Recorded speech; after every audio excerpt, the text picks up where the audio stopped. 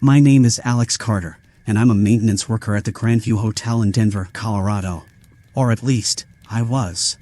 3 nights ago, I made a mistake. I entered room 237. And now, I can't leave. Not physically. I'm sitting in my apartment right now, recording this on my phone. But mentally, part of me is still in that room. And it's getting harder to tell which version is real. Let me start from the beginning. The Grandview Hotel has been around since 1921. It's one of those old, elegant places with marble floors, crystal chandeliers, and a history that's equal parts glamorous and dark. Over the decades, there have been deaths, suicides, disappearances, the kind of stuff that makes for good ghost tours but bad press. But room 237? That room was different. Management kept it locked. Always. No guests were ever assigned to it. When I asked my supervisor why, he just said, some rooms are better left empty.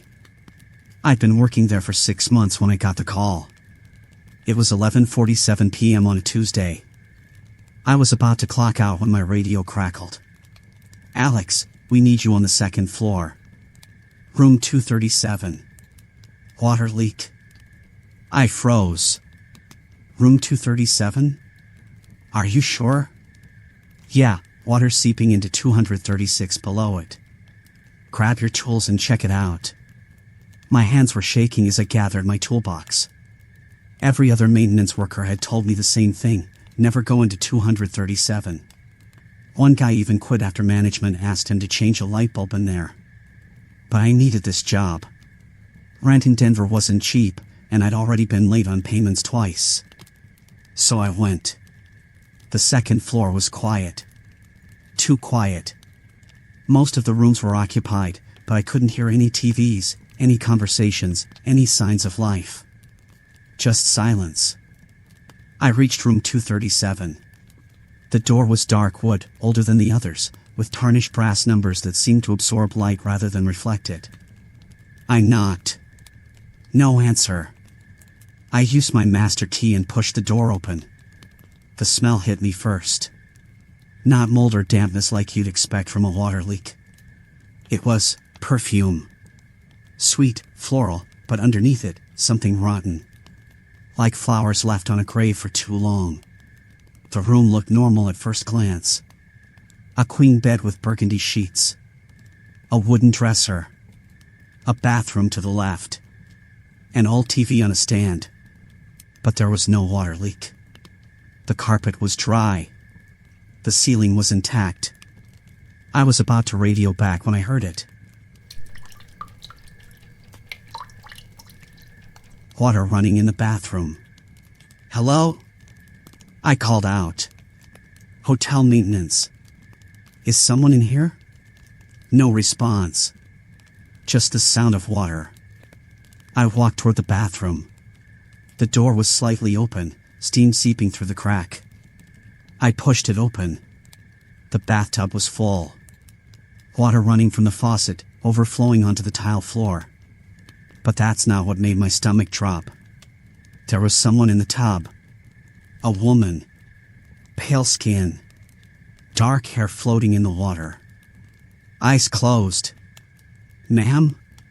Ma'am, are you okay? She didn't move. I stepped closer, reaching out to check for a pulse. Her eyes snapped open. They were completely black. No whites. No iris. Just black. She smiled, showing teeth that were too sharp, too many. You shouldn't be here, she whispered in a voice that sounded like it came from underwater. I stumbled backward, slipping on the wet tile, scrambling to get out of that bathroom. But when I turned around, the door was closed. I hadn't closed it. I grabbed the handle and yanked. Locked. From the outside. No, no, no, I muttered, pulling harder. Behind me, I heard her getting out of the tub. Water dripping. Footsteps. Slow. Deliberate. You came in, she said. Now you stay. I spun around. She was standing right behind me, water dripping from her hair, her nightgown clinging to her skeletal frame. Her hand reached out, ice cold, and touched my face. Everything went black. When I woke up, I was lying on the bed in room 237. Fully clothed. Dry. My toolbox sat neatly by the door. I checked my watch. 6:23 a.m. I'd lost almost 7 hours. I grabbed my stuff and ran. Got out of that room, out of the hotel, into my car. I didn't even clock out. I just drove home, locked every door and window, and tried to convince myself it was a nightmare. But that night, I couldn't sleep. Every time I closed my eyes, I saw her. The woman in the tub. Her black eyes. Her smile. And I heard her voice, whispering, "You came in. Now you stay." The next morning, I called in sick. I wasn't going back to that hotel. I'd find another job. Anything. But then I noticed something strange. My apartment felt wrong. The layout was the same. My furniture was in the right places. But the air felt heavier. The walls seemed closer. I went to the bathroom to splash water on my face. The bathtub was full. I didn't fill it. I hadn't taken a bath in weeks. I only used the shower. But there it was. Full to the brim. Water perfectly still. I reached down to pull the plug, and that's when I saw it. A reflection in the water. Not mine. Hers. She was standing behind me. I spun around. Nothing. I was alone. But when I looked back at the water, she was still there. Smiling. I drained the tub immediately, grabbed my keys, and left. I spent the day at a coffee shop, trying to act normal, scrolling through my phone, pretending I wasn't losing my mind. That's when I got the email. From Grandview Hotel Management. Subject, Room 237, Incident Report required. Body. Alex. We need you to file an incident report regarding your visit to Room 237 on the night of November 14th. Please return to the hotel at your earliest convenience to complete the necessary paperwork. Also, we found your wedding ring in the room. You can pick it up at the front desk. Best. Margaret Holloway. General Manager. I stared at the email, hands trembling. I'm not married. I don't own a wedding ring.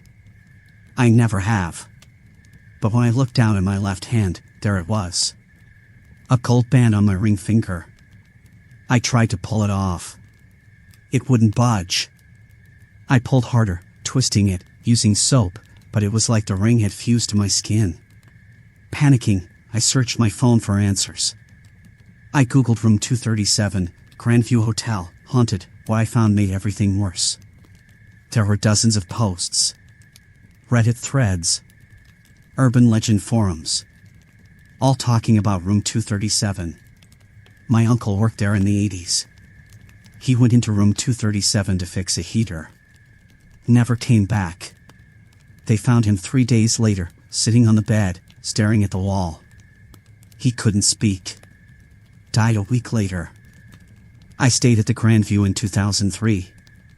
I swear I heard someone screaming from Room 237 all night. Front desk said the room was empty. Room 237 isn't haunted. It's a door. Once you go in, part of you stays. And part of IT comes back with you. I kept scrolling until I found one post that stopped me cold. If you've been in Room 237, look at your left hand. If there's a ring, you're marked. You have 3 days before you disappear completely. The only way to break it is to go back. Face what's in the room. And make a choice. The post was from 11 years ago. The username? A. Carter 1987. My initials. My birth year. I checked the profile. One post. No other activity. But in the profile picture, there was a blurry photo of someone standing in front of the Grandview Hotel. It looked exactly like me. I didn't sleep that night. I couldn't. Every mirror, every window, every reflective surface showed her. The woman from room 237. Just standing there. Watching. By the second day, I started hearing her voice. Not in my head. Actually hearing it. In my apartment. Whispering my name. Alex. Alex, come back. You belong here. I tried to ignore it. I tried to leave. I packed a bag, got in my car, and started driving. But no matter which direction I went, I always ended up back at the Grandview Hotel. 3 times I tried. 3 times I ended up in the same parking lot. On the 3rd day, I gave up. I walked into the hotel. The lobby was empty. No guests. No staff. Just the sound of my footsteps on marble. The elevator was waiting. Doors open. I stepped inside and pressed the button for the 2nd floor. The doors opened. The hallway stretched impossibly long. Every door was identical except one. Room 237.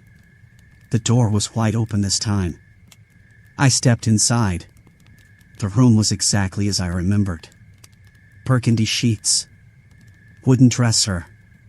Bathroom door slightly ajar. But now, there were others.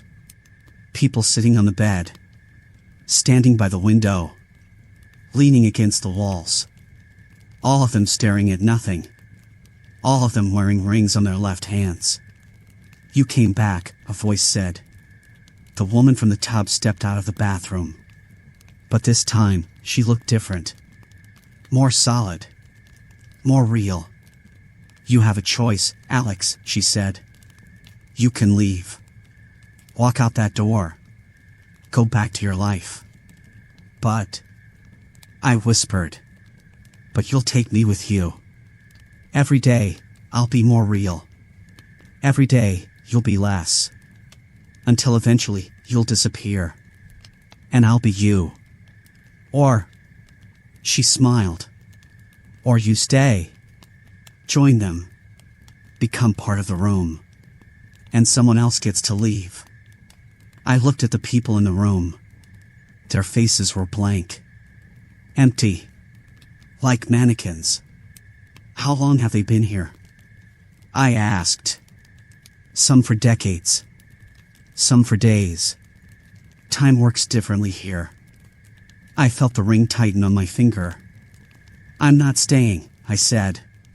She tilted her head. Then you've already made your choice. I ran. Out of the room. Down the hallway. Into the stairwell. But the stairs didn't lead down. They looped. Every floor looked identical. 2nd floor. 2nd floor. 2nd floor. Behind me, I could hear her. Not running. Just walking. Calmly. Like she had all the time in the world. Because she did. I burst through a door and found myself back in the hallway. Room 237's door was closed now. I ran to the elevator and slammed the button. The doors opened immediately. Inside was a mirror. And in the reflection, I saw myself. But I was sitting on the bed in room 237. Staring at nothing. Wearing the ring. The real me. The one standing in the hallway. I looked down at my hand. The ring was gone. I stumbled into the elevator and hit the lobby button. The doors closed. When they opened, I was outside. In the parking lot. My car was right there. I got in and drove. This time, I didn't end up back at the hotel. I made it home. That was 3 days ago. I'm in my apartment now. The bathtub is empty. The mirrors show only me. The ring is gone. But I don't feel relief.